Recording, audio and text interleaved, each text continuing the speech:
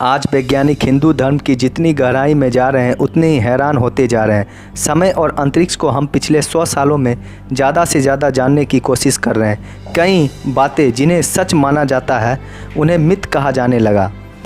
जो कभी मिथ कहलाता था अब वह सच्चाई बन चुका है। हिंदू धर्म ग्रंथ इसी का उदाहरण है, जिन्हें पहले प्राचीन कथाएं कहा जाता था, लेकिन आज उसी में विज्ञान की ज़्यादा आधुनिक जानकारी मिल रही है। ऐसे ही थ्योरीज है मल्टीवर्स, पैरेलल यूनिवर्स और टाइम पैराडॉक्स। इसकी ज़्यादा जानकारी हिंदू धर्म ग्रंथों में भरी पड़ी है, लेकिन इसे सच माना ही नहीं गया। लेकिन विज्ञान इस पर दोबारा विचार कर रहा है, क्योंकि इसके सबूत मिलना शुरू हो गए हैं।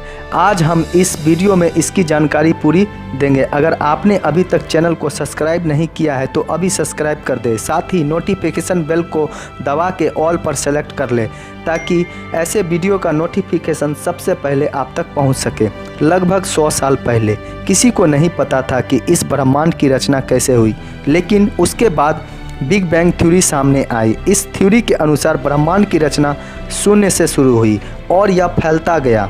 लगभग 1 दशक पहले से ही वैज्ञानिक इस बात को मानने लगे कि यहाँ सिर्फ एक ही ब्रह्मांड नहीं, बल्कि हमारे ब्रह्मांड जैसे कई लाखों करोड़ों ब्रह्मांड मौजूद हैं। इसे ही मल्टीवर्स कहा जाता है। अब तक वैज्ञानिक पार्टिकल फ्यूजन से इसके संकेत पा चुके हैं, लेकिन इसको समझ नहीं पाए कि ये कैसे संभव है, ना ही वह बिग बैंग होने का कारण पता लगा पाए। मल्टीवर्स का जिक्र हमारे धर्म ग्रंथ में कई बार किया गया है।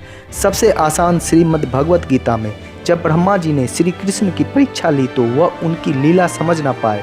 तब श्री कृष्ण ने लाखों ब्रह्मा जी को वहाँ बुला लिया। कई ब्रह्मा के सैकड़ों सर थे। तब श्री कृष्ण ने कहा था कि आप इस ब्रह्मांड का ज्ञान रखते हैं, लेकिन सृष्टि विशाल है जो कि आपके समझ से भी परे है। यहाँ पर एक ही ब्रह्मांड नहीं बल्कि कई ब्रह्मांड है। मैं इस ब्रह्मांड में कई अवतार लेता हूँ, इसी तरह मैं ब्रह्मांडों में अवतरित होता रहता हूँ। हर ब्रह्मांड का समय और नियम अलग होता है। पश्चिमी वैज्ञानिक ने आज पता लगाया है कि यहाँ मल्टीवर्स है, लेकिन हमारे धर्म ग्रंथों में इसके बारे में हजारों साल पहले बताया गया है। इसी तरह है पैरेलल यूनिवर्स, जिनकी पॉसिबिलिटी को भी माना जाता है। स्ट्रिंग थ्योरी में इसके होने के सबूत मिलते हैं, लेकिन इसे समझा नहीं पाया गया है। इसका जिक्र भी हमारे धर्म ग्रंथों में मिलता है। जब श्री राम का धरती लोक छोड़ने का समय आया तब हनुमान जी ऐसा होने ना देते। तब श्री राम ने एक अंगूठी को फर्श के एक छेद में गिरा दिया। हनुमान जी उसे ढूंढने के लिए अपना आकार छोटा करके वहां गए। वह नागलोक का द्वार था। जब हनुमान जी नागलोक पहुंचे तो वहां लाखों की संख्या में अंगूठियां का ढेर पड़ा था। सारी ही अंगूठियां श्री राम की अंगूठी जैसी लग रही थी। वहां नागलोक वासुकी से पूछने पर उन्होंने कहा, ये अंगूठियां श्री राम की ही हैं। यहाँ पर जब भी हनुमान आते हैं ऊपर श्री राम देह त्याग देते हैं। यह इस बात को दर्शाता है कि यहाँ पर हमारे ब्रह्मांड जैसे ही कई समांतर ब्रह्मांड है, जहाँ पर लगभग हमारे ब्रह्मांड जैसा होता है। जीवन के मोड़ निर्णय अलग ब्रह्मांड का निर्माण करता है।